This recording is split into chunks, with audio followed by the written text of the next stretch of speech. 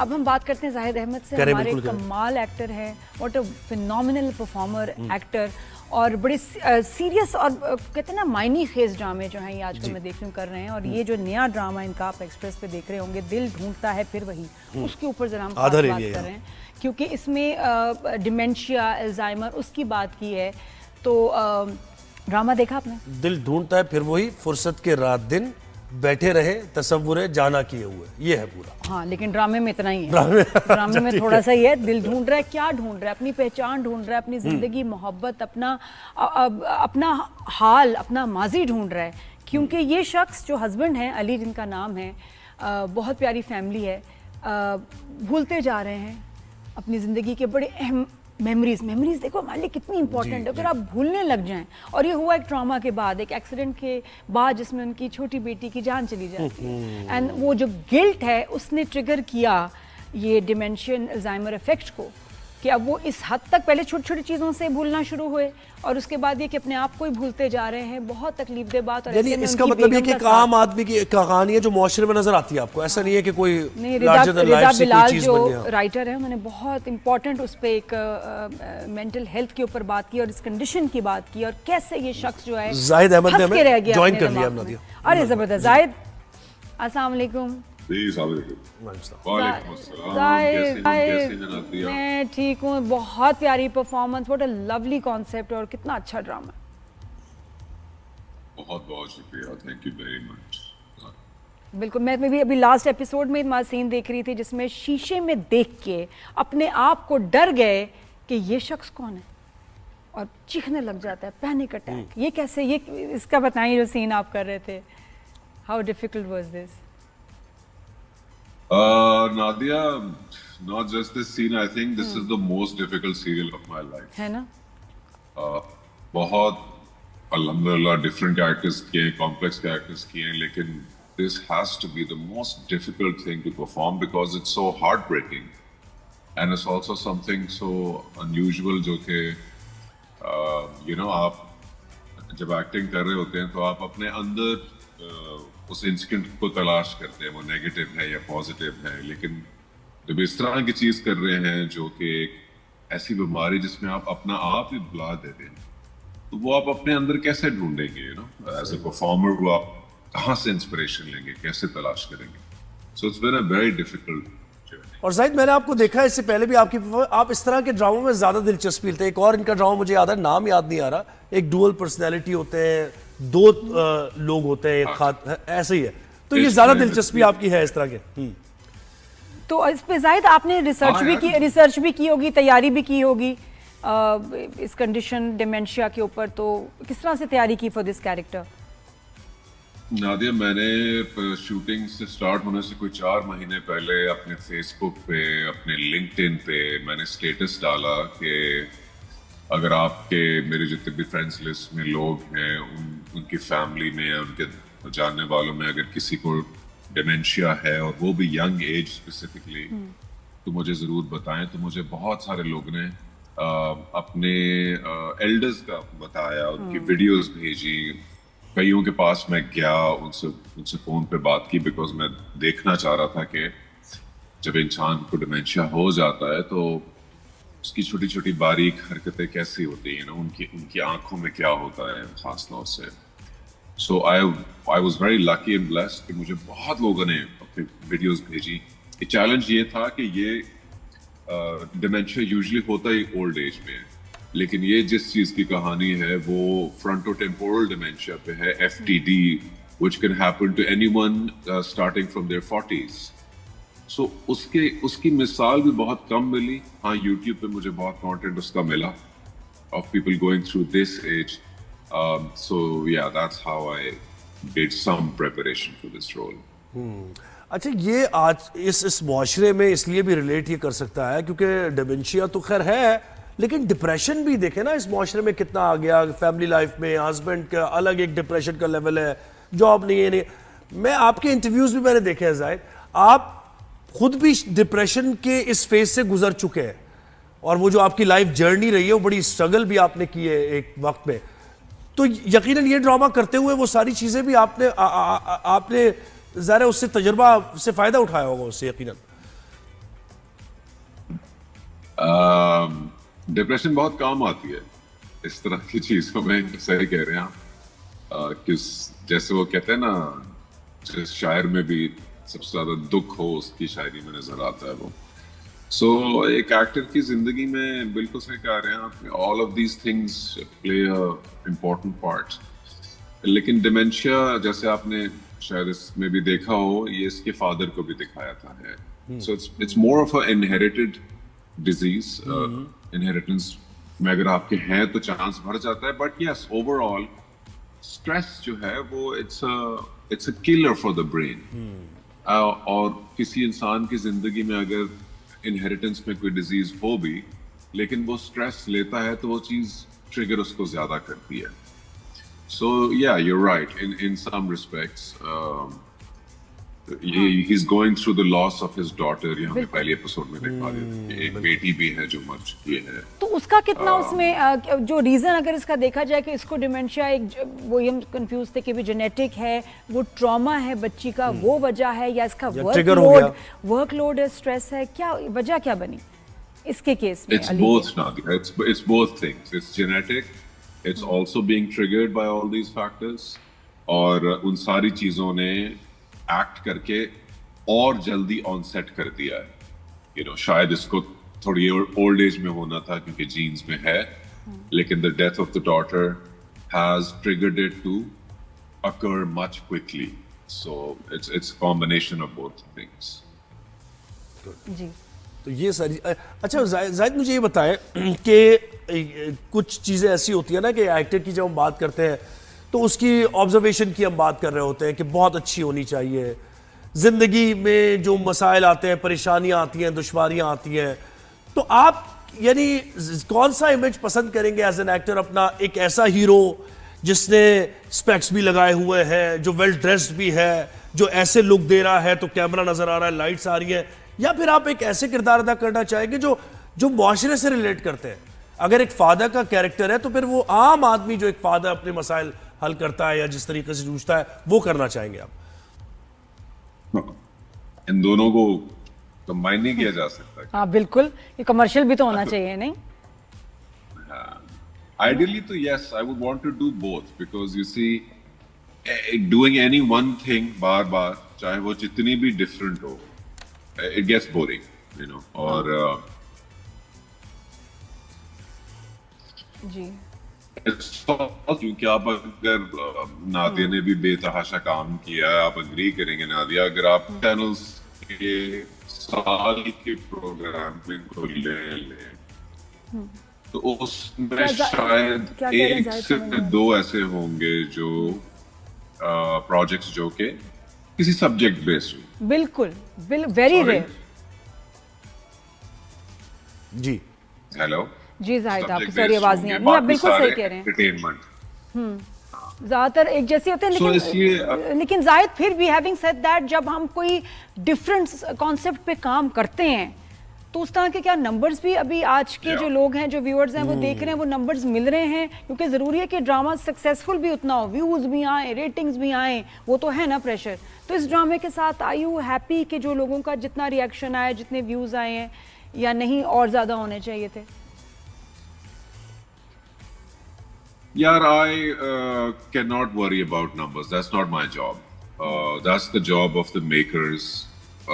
The way they promote it, the way the channel and how they promote it and all. मेरा काम, मुझे सिर्फ एक number से concern है, that's the amount that we're getting for the hard work that we're doing. उसके बाद अगर एक्टर ये सोचने बैठ जाएगा, उस अमाउंट पे भी लोग बहुत बोल रहे हैं आजकल कि जी अमाउंट्स बहुत लेट मिलती हैं, उस पे भी काफी वोकल हुए हैं आर्टिस्ट के जी हमारे पैसे फंस जाते हैं, कॉन्ट्रैक्ट में कुछ और लिखा होता है, कॉन्ट्रैक्ट साइंड नहीं मिल रहे होते हैं। एज एन आर्टिस्ट आप बताएं, आपके भी ऐसे मसाइल होंगे वर्किंग इन दिस इंडस्ट्री? बिल्कुल रहे यार, मैं भी इस इंडस्ट्री का हिस्सा हूँ और मैं तो शूट पे जाने से इनकार कर देता हूँ अगर मेरा अमाउंट डिले हुआ होता है। बिल्कुल सही। तो आप इस पोजीशन में है ना, बहुत से इस पोजीशन में नहीं होते। वो बेचारे चले जाते हैं कि ठीक है काम तो मिल रहा है। आपको डालना चाहिए।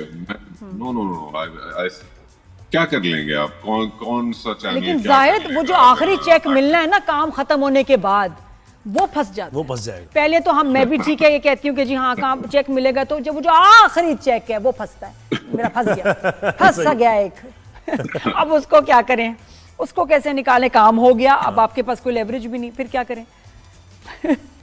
बस आप एक दिन शूट का अपने पास रखे ना फॉर लेवरेज, कि यार एक दिन का काम रह गया, ये मैं नहीं करा रहा, जब तक आप मुझे चले पोस्ट डेटेड भेज दे। अरे वो चेक बाउंस आप हो ऐसे गया ही कर जाहिर, देगा। मेरा चेक बाउंस हो गया, आप बताओ प्रोडक्शन हाउस का, आप बताएं। अरे चेक बाउंस हो गया तो आपके पास एफआईआर कराने के ग्राउंड्स आ गए, मुबारक हो आप। बिल्कुल बिल्कुल। अरे ये तो कहाँ है। एफआईआर को कराते हैं, कराई एफआईआर ना करा के एक दूं। अलग मसला हो जाएगा। हाँ लेकिन बात इसकी बिल्कुल सही है जी भाई। अच्छा जाहिद, आपका एक हमराज ड्रामा भी है, और हमारे साथ फारूक रिंद साहब थे, तो वो जरा ना वो ये कहते थे कि हाँ उनको डिप्रेशन हो गए भाई इस डिप्रेशन ड्रामे हो से। हाँ। ये डिप्रेशन की बात निकली है, तो उन्होंने कल एक हम भी परेशान हो गए कि उन्होंने कहा मुझे डिप्रेशन हुई है तो इस ड्रामे की वजह से हुई है कि मेरा काम कैसे उसमें खराब हुआ। What happened, what went wrong with Humraaz. जबरदस्त कास्ट थी, बड़ा अच्छा ड्रामा था। नॉट माई प्लेस टू से। फारूक रिंद साहब मेरे तो खैर बहुत ही दिलो जान अजीज हैं, उनको अगर कोई चैलेंज फेस हुआ है प्रोडक्शन के हवाले से, वो उनकी जगह कहने के लिए, हमने अपनी तरफ से तो कोशिश की। एक थ्रिलर कहानी थी, हाँ उसका जो हुक था, क्योंकि हर सस्पेंस का या थ्रिल का कोई हुक है, वो he did not have edit पे कंट्रोल। फारूक रिंद, तो अगर आपके पास एडिटर कंट्रोल नहीं है और कोई और एडिट कर रहा है और उसने वो हुक बहुत जल्दी रिवील कर दिया है, तो फिर पीछे मिस्ट्री में कुछ रह जाता है। मिस्ट्री बिल्कुल सही, क्योंकि वो जो उसके बाद फिर से उसकी जो वजह थी फिरोज की उस लड़की पे शक करने की, वो बहुत कमजोर थी कि ये इतना क्यों कन्विंस्ड है। हालांकि पीछे बड़ी वैसे वो स्टोरी अच्छी थी, जिसके जो एक्चुअली लड़की का मर्डर हुआ, किस तरह हुआ, किसने किया, लेकिन शुरू में प्लॉट वीक हो गया कि भाई क्यों। तो वैलिड डिप्रेशन था, इन्होंने सही बात बताया। हाँ वो, लेकिन ये कि एक्टर्स ने बहुत जान मारी है, वो तो नजर आया। जी नादिया जी, तो अभी इस थोड़ा सा इसी सीन के ऊपर आएंगे, क्योंकि ये सीन मुझे लगता है काफ़ी वायरल होने वाला है, ये जो शीशे वाला सीन था। और ऐसे में नाउ माय पॉइंट इज कि जब एक शख्स अपने आप को पहचान नहीं पा रहा, लेकिन अपनी बीवी को पहचान पा रहा है, फिर भी इस स्टेट में माँ को देखो कि ये मुझे ही नहीं पहचान रहा, और बहन कह रही है वो अपने आप को नहीं पहचान रहा, आपको अपनी पड़ी है, लेकिन इस कंडीशन में स्टिल बीवी को बुलाता है और उसको पहचानता है। ये कैसे, कितनी डेप्थ है इसमें। पिछली एपिसोड में आपने देखा होगा नादिया, तो बीवी को भी एक दफा नहीं पहचान पाया। बिल्कुल। कल चलिए, आई थिंक एपिसोड 10 चलिए, 9 के शुरू में एक दफा वो बीवी को भी नहीं पहचानता। सो ये अब हमने, क्योंकि सीरियल है, आपकी आंखों के सामने एक ग्राफ बनाना और उसको कहीं लेकर जाना है। सो अब 10 हो गई हैं, विदिन 26 इसको खत्म करना है। तो आपके सामने अब आपको नजर आएगा कि आहिस्ता आहिस्ता ये ग्राफ सिवियर होता जाएगा। ही विल स्टार्ट फॉरगेटिंग, और कुछ कभी कभी कोई मेमोरी का चंक वापस भी आ जाता है, मोमेंटरीली उसको कुछ चीज याद हो जाती है। और यही चीज कंसिस्टेंट है through our research, and Rida Bilal has done such an amazing job writing the script. Even जो आपका सेकंड जो ट्रैक है, सॉरी आप पहले रिदा की बात करें पूरी जी। सो उन्होंने ऑब्वियसली इतनी सेंसिटिव चीज और एक पर्टिकुलर डिजीज है, तो बहुत रिसर्च के तहत उन्होंने लिखा है। सो वो सारी जर्नी इसी तरह की रही है कि the degree of how much he is forgetting, चाहे वो जितने क्लोज लोग होते जाएं, और उसके बाद sometimes he's forgetting and sometimes he's coming back into बिल्कुल। और ये तो चैलेंज इस कैरेक्टर के साथ है। एक और चैलेंज है इसका भाई, एक जिसमें हम इनहेरिटेंस कहा जाता है, दूसरा ट्रैक के जो भाई के साथ कॉन्फ्लिक्ट चल रहा है। एक भाई है जो लालची है, जो ईवल है, फिर माँ का भी थोड़ी सी कॉम्प्लेक्स रिलेशनशिप, वो भी जरा बताएं ट्रैक, वो क्या ये भाइयों का इतनी रिजेंटमेंट उसमें। अब तो पता नहीं और भी टीचर के पीछे पड़ गया है, बहन के भी पीछे पड़ गया है। ही इज वेरी इवल भाई। ये मैं खजान से मजाक करता हूँ, जब मिलता हूँ उससे, तो मैं भी उससे ही सवाल करता हूँ कि भाई तुझे मेरे से मसला है क्या है एग्जैक्टली। अगेन हम जो शुरू में बात कर रहे थे ना, एक वर्ल्ड बिल्डिंग रिदा ने ऐसी की है कि जिसमें मल्टीपल स्ट्रेसेस इस बंदे को, इसकी हालत को ट्रिगर कर रहे हैं। तो उसमें द फैक्ट दैट मेरी और रमशा की, ज़ारा की जो शादी दिखाई है, वो उसमें हमने ज़्यादा नहीं डिटेल में डाइवल्ज किया, बट इतना सिर्फ कहा है कि आउटसाइड ऑफ द कम्युनिटी शादी की गई थी। इसलिए ना मेरे पेरेंट्स उससे राजी थे, ना उसके पेरेंट्स उसके राजी थे। So this is also something isolating them, you know. इंसान आपके पास फैमिली सपोर्ट नहीं है तो वो बिल्कुल आइसोलेट फील करता है। देर ऑलरेडी इन डिफरेंट सिटीज, और उसमें फिर going through the grief of losing a daughter and still not having your parents, or her not having her parents there. और भाई के साथ जो एक कंपटीशन होना, भाई की डिटेल आगे जाके खुलेगी, इसलिए मैं उसको अभी ज्यादा रिवील नहीं करना चाहता। लेकिन सिबलिंग राइवलरी भी एग्जिस्ट करती है। इट्स ग्लोबल फिनोमेना, पाकिस्तान में नहीं पूरी दुनिया में हो सकता है। बिल्कुल। सो हर चीज जिसपे की तरफ इशारा किया गया है, वो कोई ना कोई हमारे माशरे की ऐसी बात है जिसके by the end of the drama जिसपे डिस्कशन जरूर ओपन होगी, specially for parents who are care givers, that you can't ever force a competition between two brothers, you know. बिल्कुल। और ये हम अक्सर कर जाते हैं अपने भाई के साथ, जैसा क्यों नहीं हो सकते, वो देखो उसने होमवर्क कर लिया है, ये वो छोटी एजेस से कंपटीशन होता है। बिल्कुल। कंपैरिजन शुरू करते हैं, बिल्कुल है। जिसकी वजह से if it's not kept in check तो ये बढ़ ही जाता है। अच्छा भाई, आप दोनों से मेरा सवाल है, बीइंग एन आउटसाइडर। सो काफी सारी चीजों को इकट्ठा चला रही है ये कहानी। ज़ुहैब सवाल पूछ रहे हैं हमसे, दोनों से सवाल है, दोनों से सवाल है। अच्छी कमेंट। और सवाल ये है कि भाई जो स्टेटमेंट्स आती हैं सोशल मीडिया पे, एक्टर्स की खास तौर पे वायरल होती है, हम जर्नलिस्ट की तो इतनी ज्यादा फिर भी नहीं, वो उसी फील्ड में होती है। लेकिन जैसे अब सबा कमर ने कह दिया कि उनसे पूछा कि भाई कराची, उन्होंने अस्तगफुरुल्लाह कह दिया, पता नहीं वो एडिट किया या नहीं किया, उस पर ट्रोलिंग शुरू हो गई उनकी सबा कमर की। ठीक है, जब आप पूरा सुने तो लगता है कि नहीं, वो कराची में रहने पर उन्होंने अस्तगफुरुल्लाह नहीं कहा, बस उन्होंने कहा कि मैं प्रेफर करूंगी इस्लामाबाद और ये वो। तो आप दोनों के साथ भी ऐसा हुआ है कि स्टेटमेंट को ट्विस्ट करके और उसको एक अलग ही रंग दे दिया गया है? नादिया आप भी बताएं, जाहिद आप भी बताएं। जाहिद ही बताएं। हाँ जाहिद बताओ भाई। क्या मेरे साथ कभी ट्रोलिंग हुई है इस तरह? हाँ नहीं, इस तरह की टेढ़ा किया गया? हाँ, कि आपने कुछ कहा, उसको किसी रॉन्ग कॉन्टेक्स्ट में लेके जी इसको वायरल कर दिया हो, और आप कहें यार मैं तो वैसा बोला ही नहीं था, नॉर्मल सी बात थी, इसका इतना फस क्यों बनाया जा रहा है?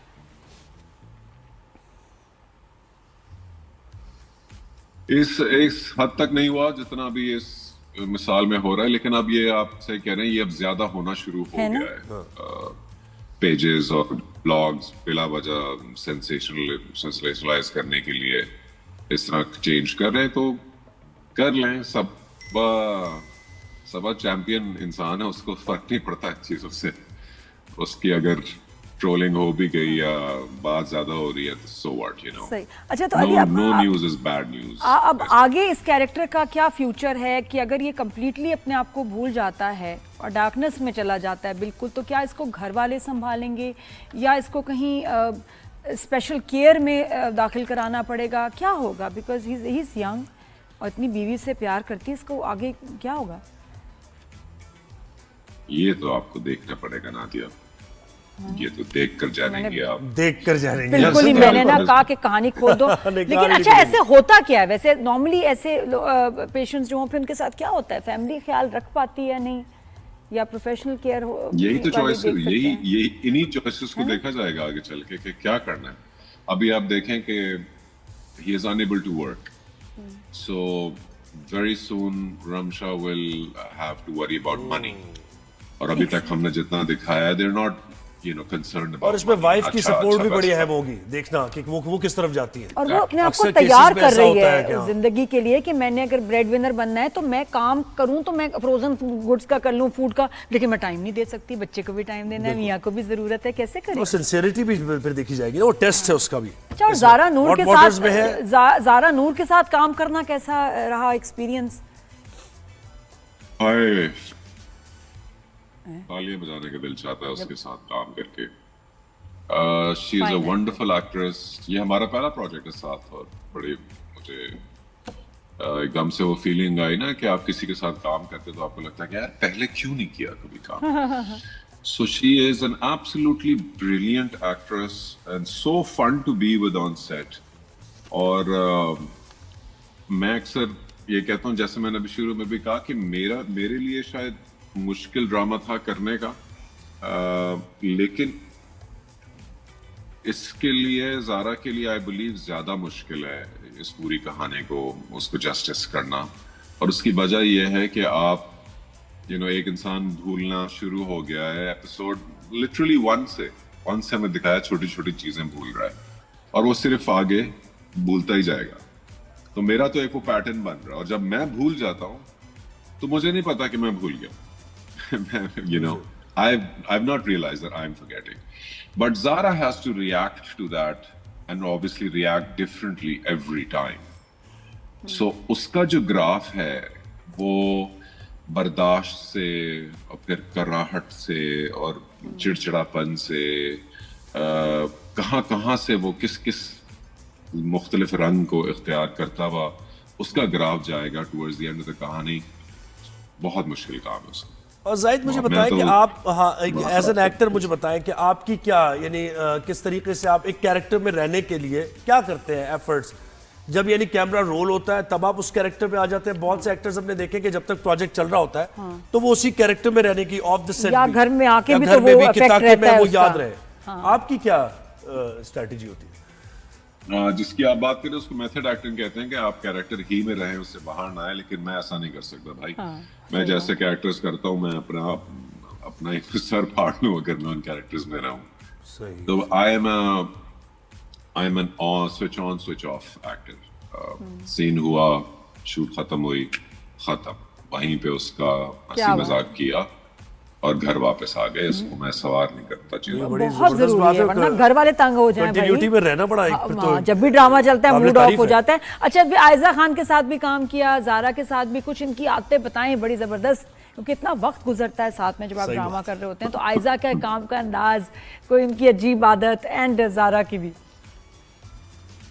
अजीब तो नहीं भाई, Aiza is a one man army. उसने माशाल्लाह, she is a perfect wife and home maker sort of material, क्योंकि वो हर वक्त उसकी फोन पे कोऑर्डिनेशन चल रही होती है, चाहे वो बच्चों का होमवर्क है, दानिश की 6035 चीजें हैं, क्या करना है, कहाँ जाना है आगे। और आयजा की मैं आपको एक बात बताता हूँ, वाकई अपने याद दिला दी।